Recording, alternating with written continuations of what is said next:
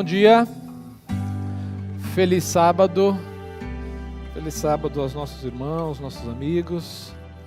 A semana passou tão rápido, né? Parece que ainda ontem estávamos aqui conversando sobre a lição da semana passada. Foi uma lição uma espécie de introdução para a lição dessa semana.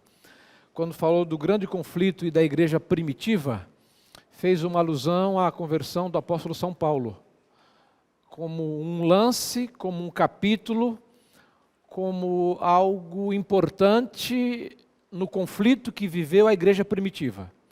Um dos capítulos mais dramáticos da igreja primitiva foi a perseguição inicial aos cristãos, aos do caminho, como eram chamados os cristãos, já que para os gentios, para os romanos, não existia o cristianismo. O que existia era o judaísmo, esse povo que guarda o sábado, esse povo que come uma coisa, mas não come outra, esse povo que adora um Deus só. E no meio desse movimento judaico surgiu um grupo, que era o grupo chamado, à época, o grupo do caminho, que seguiam um tal de Jesus, que tinha alcunha de Messias, que morreu, e dizem que ele ressuscitou, e que vai voltar um dia, e agora esses que ficaram aí estão curando pessoas em nome desse Jesus que morreu e ressuscitou. Agora, você imagina o balaio de gato que isso fazia na cabeça do povo. Não é? Os judeus com suas crenças, e um deles criou uma seita, um grupo, e dizia ser enviado pelos deuses, e morreu, e dizem que ressuscitou no terceiro dia, né? E quando eles curam alguém, eles dizem que curam em nome desse Jesus que ressuscitou. Daí a fúria dos saduceus. Porque se pelo menos eles tentassem curar alguém e não conseguissem curar, aí, tá vendo? Não consegue curar. Então não tem ressurreição nenhuma, não tem poder nenhum, não tem nada. Mas o duro para eles é que esses do caminho faziam curas, né? E houve inclusive ressurreições, né? E isso deixou perturbado os líderes judeus, os saduceus, os sacerdotes.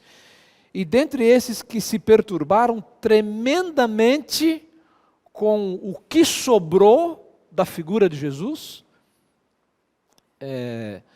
não estou expressando as minhas emoções, evidentemente, o que penso, não é?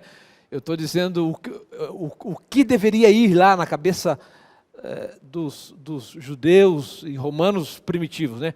O que sobrou do tal do Jesus é esse grupo que está aí, não é?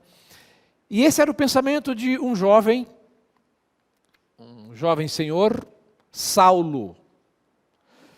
Nascera na cidade de Tarso, judeu, filho de mãe judia, cidadão romano, e que ainda jovenzinho fora enviado para Jerusalém, com o objetivo, para se preparar para fazer parte da liderança da nação.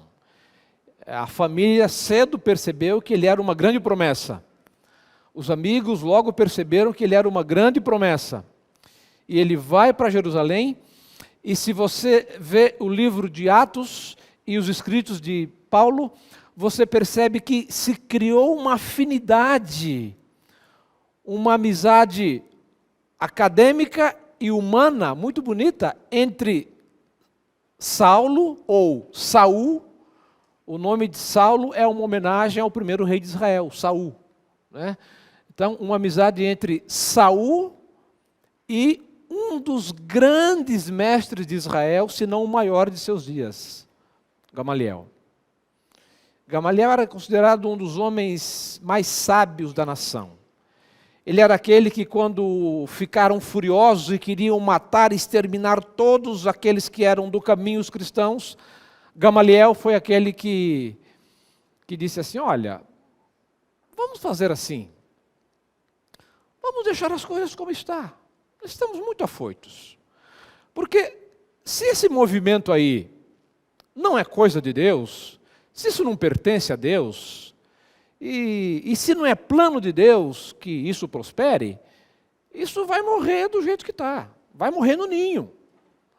Agora, se isso é coisa de Deus, se isso é plano e vontade de Deus, e aí ele usa uma palavra muito bonita, ele diz: irmãos, não vamos correr o risco de encontrarmos-nos lutando contra Deus.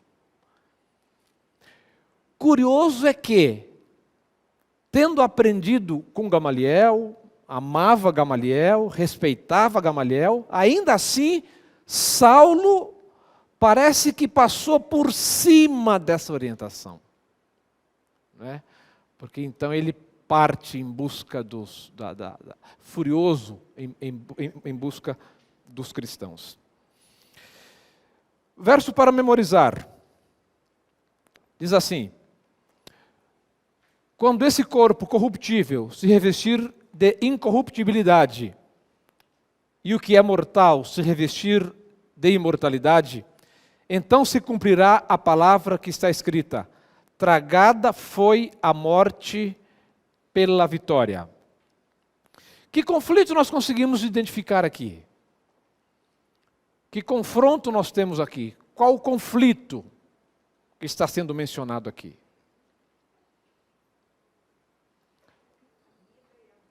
A vida e a morte. O que nós chamamos de grande conflito, ou conflito, é o conflito entre Cristo e Satanás, entre os anjos e os demônios.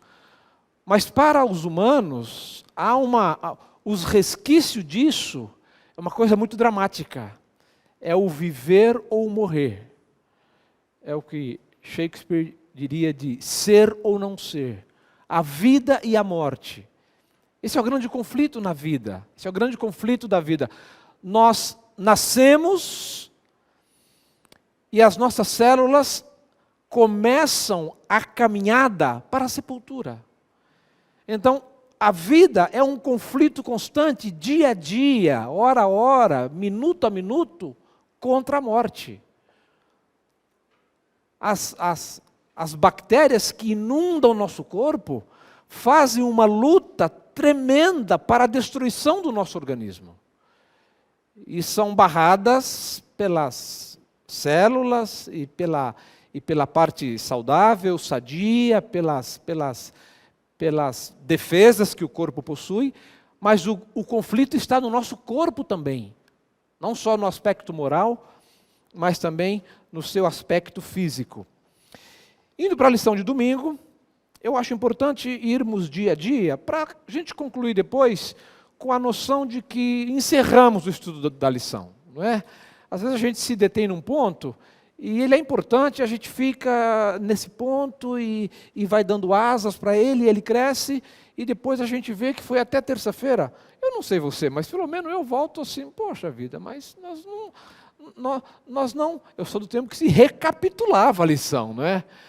Nós não recapitulamos a lição, nós conversamos sobre um dos assuntos que apareceram lá.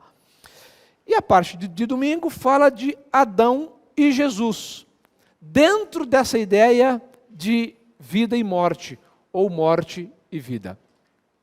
A morte, segundo Paulo, segundo o apóstolo São Paulo, ele veio ao mundo por intermédio de um homem. Quem foi esse homem? Adão. Ele menciona que a morte veio por intermédio de um homem, ele pega Adão como a figura que rompeu a comunhão com Deus, que é a fonte da vida. Não é? Essa questão de pecado e morte é uma questão de estar conectado a Deus ou não. E essa é uma expressão que nos ajuda a compreender bem, porque é uma palavra, uma expressão que está em voga. Não é? Ou você está conectado ou você não está conectado. Não é? Ou você está linkado ou você não está linkado. E Adão, ele trazia no corpo a eternidade, a vida eterna, enquanto se mantivesse o quê? Linkado, enquanto ele estivesse conectado a fonte da vida. Fonte, que é uma outra palavra muito comum a nós hoje nessa era tecnológica.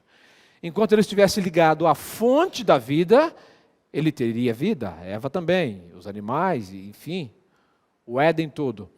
A partir do momento em que houvesse uma desconexão, que ele deixasse de estar conectado à fonte permanente de vida, então a morte iria se instalar. E aí, queridos, já não é importante saber se a morte aconteceria 2 minutos depois ou 2000 anos depois. Porque já iniciava-se um processo de morte, que é o processo que os seres humanos vivemos. Processo degenerativo. Eu temo de ser pessimista em algumas colocações, mas a gente diz, hoje à noite, hoje é sábado, e sábado se comemora muito aniversário, né? Não importa se for no domingo, na segunda, na terça, na quarta, na quinta, na sexta, se comemora no sábado à noite, né? Eu vou no aniversário de fulano que fez mais um ano de vida, não é? Lê do engano, não é? Se iria viver 113, agora só tem 112, não é? Então esse mais um ano de vida, menos um ano de vida. Porque a morte entrou e passou a fazer parte da natureza humana.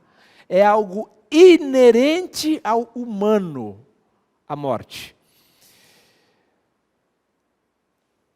E pensando psicologicamente, estive pensando durante essa semana nisso, Nelson, que as nossas células caminham para a morte, para a extinção, para a destruição. Nós estamos falando do corpo físico agora.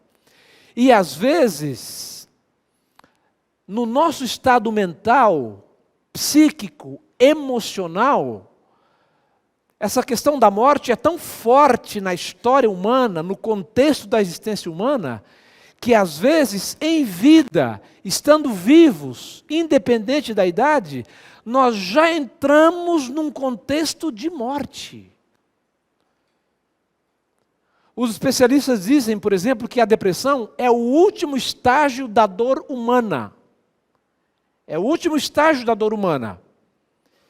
E a depressão leve, moderada, grave, a depressão gravíssima é o último estágio da dor. Não se vê falar que alguém cometeu um suicídio porque tinha um câncer.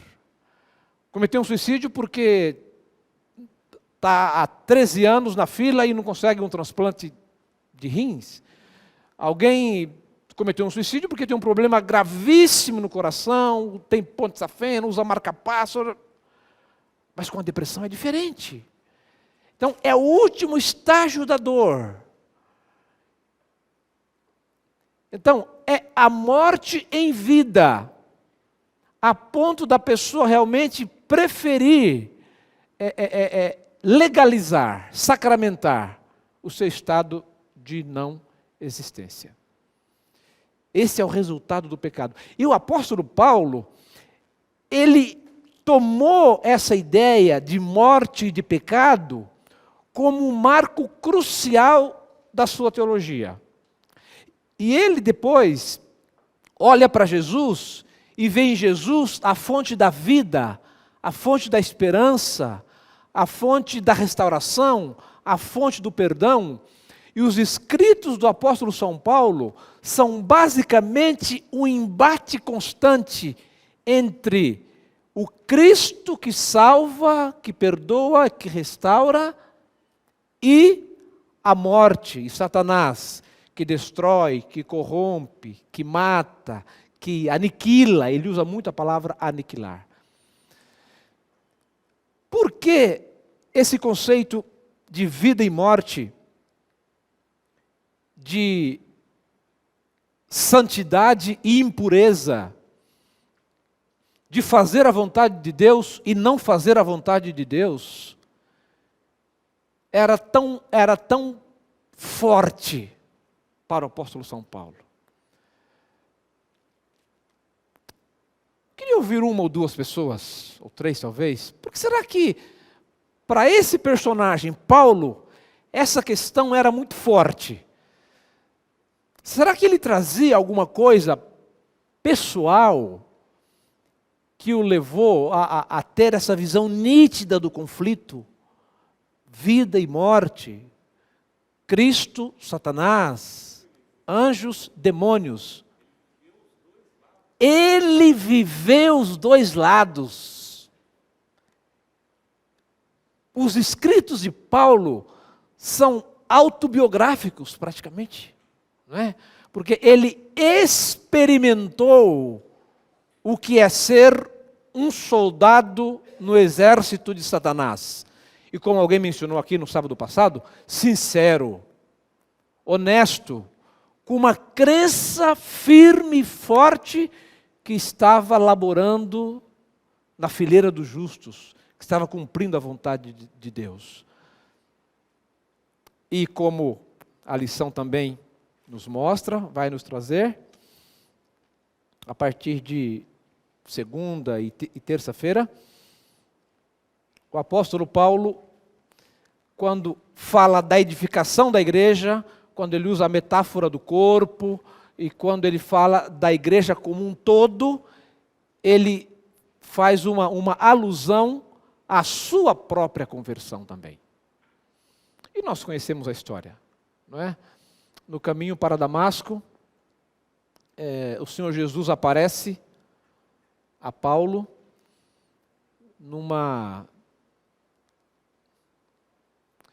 Aquilo foi uma visão, foi um sonho, foi Eu prefiro usar a palavra fenômeno. Houve um fenômeno em que ele viu uma luz muito brilhante, que o ofuscou, que o destruiu, que o deixou fraco, cambaleante. E ele vai ao chão, e os seus assessores ali ao lado dele, com a documentação toda dizendo que ele tinha autoridade e autorização para pegar cristãos, levá-los ao julgamento e matá-los, né? E naquela ocasião ele pergunta: quem és tu? O que está acontecendo? Quem é você? Quem é você, meu inimigo? Esse conceito de inimigo é muito presente em Paulo, não é? Quem é você que está tentando me destruir? Quem é você que luta contra mim? Nesse sentido, ele é meio Jacó, né? Jacó tinha essa neura também, né? Ele achava que tudo era meio contra ele, falava o nome de Esaú, ele já começava a tremer, então tinha essas coisas assim, né? Sim.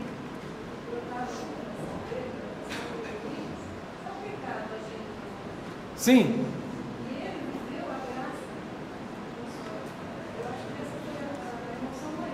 Aham.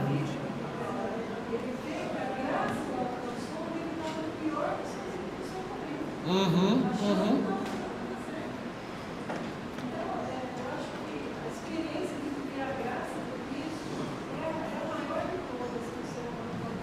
Quando se fala em graça, foi muito bom você falar, a gente fala em merecimento, não é?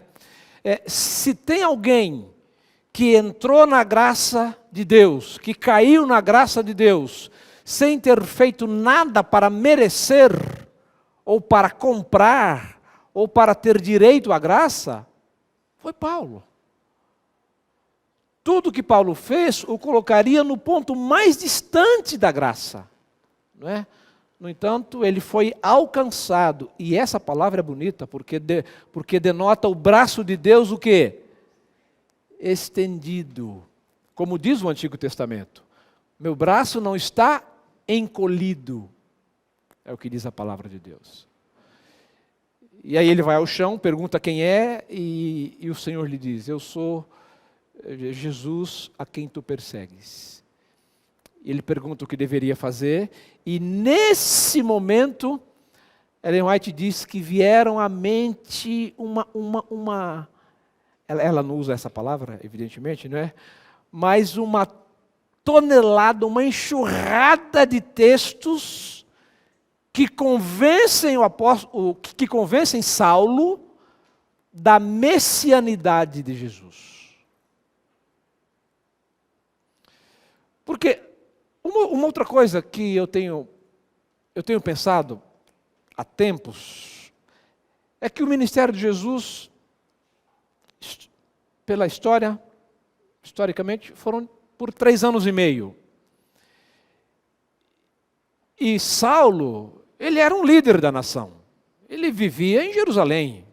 Ele não vivia em Tarso. Ele vivia em Jerusalém. E eu fico pensando, será que algum dia Saulo encontrou Jesus em algum lugar? Será que algum dia, em alguma sinagoga, Jesus estando presente, ele não ouviu Saulo fazer a leitura e fazer o comentário sobre a Torá? Será que algum outro dia não foi o inverso?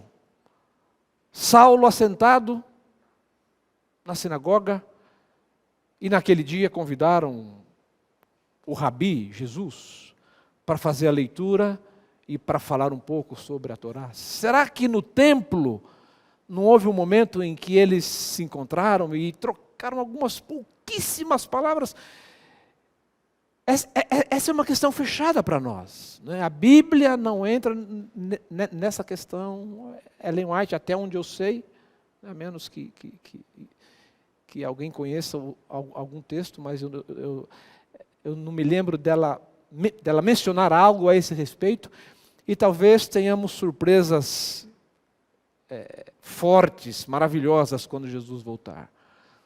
Foram 3 anos e meio do ministério de Jesus, e o ministério dele sacudiu Israel, todo o povo entrou em pânico, em pavorosa, ou em alegria, em felicidade de seguir Jesus, ou contra Jesus, sacerdotes, os rabinos, todos, e Saulo estava por ali. E o temperamento dele não era de ficar em cima do muro esperando as coisas acontecerem. Qual era a posição dele? Como é que funcionou a mente de Saulo ou de Saul durante o ministério de Jesus? Como é que esse conflito se desenrolava na cabeça de Saulo, só um segundinho, durante o ministério de Jesus? Porque Ellen White diz que após o apedrejamento de Estevão, ele passou noites acordado, pensando, o que foi que aconteceu ali? Eu não entendi direito como é que foi a morte de Estevão. As palavras que ele disse, eu estou vendo a glória de Deus, eu vejo o céu aberto. E ele falou da esperança dos nossos pais. Ele passou noites, dias, num conflito interno muito grande, quanto a essa figura de Jesus, né? Que é, na verdade, o que estava em voga no apedrejamento de Estevão. Pois não. Eu li um artigo, não inspirado, mas pesquisadores, dizendo que cruzou com Jesus algumas vezes, não conversou, viu algumas atitudes de Jesus. E quando ele começou a trilhar esse caminho em Roma, os pais dele não concordavam com ele. E Gamaliel, almoçava e já estava com os pais, confortando os pais, por causa desse caminho. Entendi. É um desses. A Bíblia é uma literatura universal, né? Há pouco tempo teve um filme aí sobre o dilúvio, inclusive. Então, os escritores e roteiristas, né, tomam os bons trechos da Bíblia e criam seus roteiros, suas produções literárias, seus filmes, enfim. Pois não. Me parece, nesse contexto, Paulo estava em busca da verdade. Esse é o ideal mais puro, estava em busca da verdade. Em busca da verdade. Porém, ele, em parte, achava-se do lado da verdade. Mas aí surgiu o conflito. Será que eu estou do lado da verdade? Ele sentiu no seu coração um desejo da verdade. E isso é que é importante. E foi por isso que ele, quando teve com Jesus, quando ele em Damasco, reconheceu a voz de Jesus. Ele estava do lado de Jesus porque ele reconheceu. E logo ele entrou em um diálogo de aceitação da orientação divina. Ele não contestou. Não contestou, exatamente. Então é isso que nos leva a entender que Paulo, na sua trajetória, ele era uma pessoa sincera, porque achava, ele havia diversos atributos da sua competência, Sim. mas ele achava-se no caminho da verdade. Logo, ele era empenhado em combater aqueles que não estavam do lado da verdade. Do lado da verdade. É aí a graça opera. E é a postura, ele continua com a mesma postura, só que agora do lado correto da verdade, não é? Quando ele conhece Jesus, a verdade, eu fico impressionado quando ele diz, eu nem mereço ser chamado de apóstolo, porque Jesus apareceu a mim como um abortivo. Ou seja, eu sou uma espécie de aborto que deu certo. Não é? Eu não mereço ser chamado de apóstolo, ele diz. O Senhor apareceu a mim como um abortivo. Não é?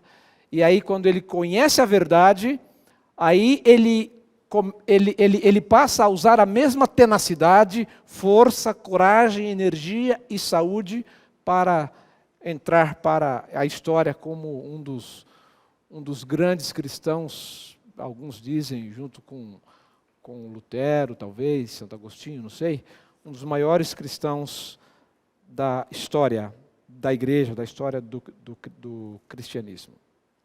A parte de segunda-feira fala sobre a edificação da igreja, e aqui há uma, mencionando, há uma aplicação dupla, não é? A edificação da igreja como um grupo de pessoas, um grupo de crentes, um grupo de crentes em Jesus, um grupo de pessoas que foram alcançadas pela graça de Jesus, e há uma aplicação também, a edificação da igreja, no aspecto de que, quem é a igreja? Eu sou a igreja, você é a igreja, cada um de nós é a igreja. Então, essa aplicação dupla, eu achei bem propícia o fato de que nós temos uma igreja para zelar, para cuidar, de acordo com a orientação de Deus, e nós temos uma igreja, um templo, que é o nosso corpo, que também deve ser cuidado e zelado de acordo com as orientações de Deus. E dentro desse contexto de conflito, dentro desse contexto de o grande conflito, ambos devem ser cuidados de acordo com os princípios e a orientação de Deus. Tanto a igreja, que forma o corpo maior do Senhor, quanto individualmente, cada um de nós, que é a igreja, uma igreja pessoal. Na terça-feira, ele faz uma outra analogia, dentro dessa ideia de conflito, falando da igreja como um corpo, onde cada um exerce uma função, onde cada um tem um lugar importante, onde cada um tem um lugar específico, onde cada um é muito especial ao coração de Deus. E o autor da lição, ele entende que Paulo foi meio que ingênuo até, usa uma ilustração. Já pensou se o olho disser, porque eu não sou perna, eu não sou braço, eu não sou aquilo, eu não faço mais parte do corpo? Quer dizer, então, cada parte do corpo é importante, cada parte do corpo é especial. Na parte de quarta-feira, o apóstolo Paulo fala da armadura de Deus. E aqui ele torna um pouco mais explícito essa ideia. Mais o que, Nelson? 5, 10 minutos?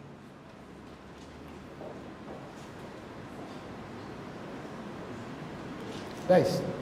Ok. Aqui ele torna um pouco mais claro a sua ideia de guerra, de conflito e de batalha.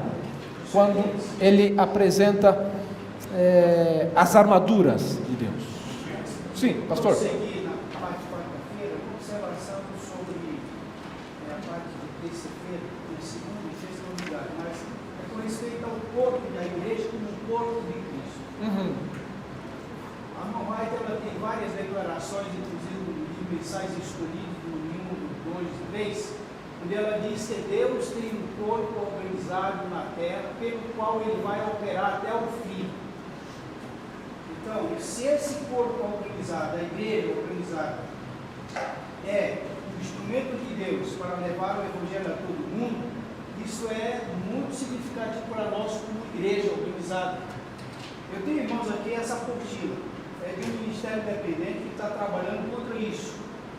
Eu já venho estudando já há vários dias, 8 dias aqui, para descobrir a técnica que é usada para desviar o pensamento daqueles que creem na igreja como um corpo organizado. É uma coisa muito sutil. Eu já escrevi 14 páginas sobre isso aqui para mandar para a Vitória, porque eles começaram aqui no Brasil, em Vitória, mas eles estão espalhando para todo o Brasil, lá de Rondônia, Mato Grosso, Brasília, de norte a sul.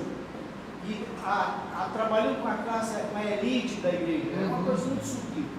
Então, eu queria dizer que a igreja é o corpo organizado que Deus tem na terra e Ele vai operar com esse corpo até o fim. Alguns teólogos do nosso meio afirmam que no decreto dominical a igreja vai se desestruturar como uma organização. É possível que isso aconteça, mas os princípios, eles vão permanecer entre os grupos que vão se espalhar aonde estiverem. Os princípios vão permanecer com aqueles que creem na igreja como um corpo de Cristo. Muito bem, pastor. Na parte de... Um segundinho só. Segunda-feira, o primeiro parágrafo diz assim, né? A igreja de Cristo, débil e defeituosa como possa ser, é o único objeto sobre a terra a qual ele confere sua suprema atenção. E na parte de sexta-feira, no primeiro parágrafo de perguntas para reflexão, diz assim: fraca e defeituosa, precisando constantemente ser advertida, não é? E aconselhada, a igreja é, contudo, objeto da suprema atenção de Cristo. E se continuarmos, eu frisei um trecho aqui, nesse primeiro parágrafo de sexta-feira, perguntas para reflexão, onde diz assim, ele está fazendo experiências com a graça nos corações humanos. E aí vem um trecho maravilhoso aqui. E está efetuando transformações de caráter que deixam os anjos assombrados e fazem com que eles expressem sua alegria em cânticos de louvor. Que coisa maravilhosa. Você já pensou que quando alguém se converte a Jesus, desce as águas do batismo, muda, sua vida é mudada, transformada, os anjos entoam cânticos de louvor? E são os mesmos anjos que choraram quando chegou no céu a notícia de que o homem havia rompido com Deus, de que o homem agora estava sujeito à morte. Esses anjos choraram. E agora, esse texto maravilhoso aqui, dizendo que eles entoam um cântico de louvor quando veio uma alma sendo transformada. Obrigado, pastor. Sim. Eu gostaria de confirmar, pastor, essa ideia que o pastor colocou. Eu acho que é importante, porque a igreja, o corpo unificado, tem acima, tem no seu comando a quem? Quem que comanda o corpo? É a mente. Quem é a mente? É Cristo. Portanto, se esses membros estiverem ligados a Cristo, mesmo que aconteça acontecer, que há essa ideia de que a igreja poderá se tornar como instituição, mas se os membros continuarem ligados à cabeça, jamais se desviarão. Exatamente. Muito bem. Muito bem, deixa chegarmos aqui na quinta-feira, já concluindo, para falar sobre o último inimigo. E aqui a lição do trimestre, ela deixa de falar do apóstolo São Paulo, depois vem um outro personagem, e Paulo trabalhou muito essa ideia de que há um inimigo que será vencido. O último, o derradeiro inimigo a ser vencido. Quem é? A morte. A morte será, eu gosto da expressão dele, daquela versão que diz que a morte será tragada, a morte será engolida, a morte deixará de fazer parte da história humana, da história do homem. E finalmente, a questão número 2 da parte de sexta-feira, eu quero encerrar nessa linha de pensamento que o pastor Josias nos deixou, que nós vemos o grande conflito na igreja local ou na igreja mundial. E quais são as questões usadas para dividir, enfraquecer e impedir de fazer a obra para a qual fomos chamados? Como trazer cura e unidade quando as pessoas não concordam com os pontos que julgamos importantíssimos? Queridos, eu quero encerrar lembrando que o que fez a diferença crucial, maior, na vida de Saulo ou de Paulo, foi a sua honestidade, foi a sua sinceridade, foi seu desejo de conhecer a verdade e a sua submissão à vontade e à palavra de Deus. Então, na minha oração de hoje, eu quero pedir a Deus que nos dê sinceridade, que nos dê honestidade no trato com a sua palavra. E as pessoas falam que de boas intenções o inferno está cheio, né? Que o Senhor nos livre dessa cilada também. Que nós sejamos sinceros, honestos, mas que nós tenhamos também essa sabedoria de ir à fonte correta, que é a Bíblia, que é Cristo, que são os escritos inspirados na pessoa de Ellen White. Que nós, pela graça de Deus, consigamos beber da água limpa, pura e cristalina, que é Cristo e sua santa palavra. E nós vamos nos gloriar agora na oração, porque a morte é um inimigo que muito em breve deixará de fazer parte da nossa história, do nosso corpo, da nossa vida e dos nossos familiares também. Vamos ficar em pé e vamos orar. Querido Deus, nosso bondoso Pai, nós te louvamos imensamente porque hoje conhecemos o testemunho do apóstolo Paulo. Conhecemos o testemunho desse jovem vigoroso que empenhou toda a sua existência para chegar ao pleno conhecimento ou ao mais próximo possível do pleno conhecimento da verdade. Pai querido, dá-nos esse desejo, dá-nos essa vontade, dá-nos essa índole de fracos, defeituosos, como possamos parecer e ser, carecendo ser corrigido e admoestado, mas que nós nunca deixemos de lutar com toda a nossa saúde, inteligência, energia, nosso tempo, para chegar o mais próximo possível da verdade eterna. E ajuda-nos a usar o ferramental correto, a pessoa maravilhosa do Senhor e Salvador Jesus Cristo, a Bíblia Sagrada e os bons e importantes escritos de Ellen White que o Senhor preparou para a igreja remanescente.